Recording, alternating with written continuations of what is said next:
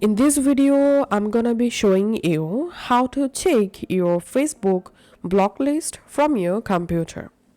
On computer, open Facebook and log into your Facebook account.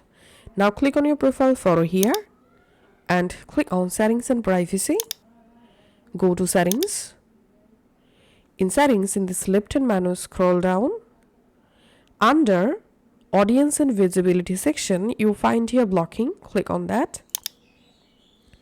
And here click on Edit next to Block Profiles and Pages. And here click on See Your Blocked List. And this is your Facebook block list.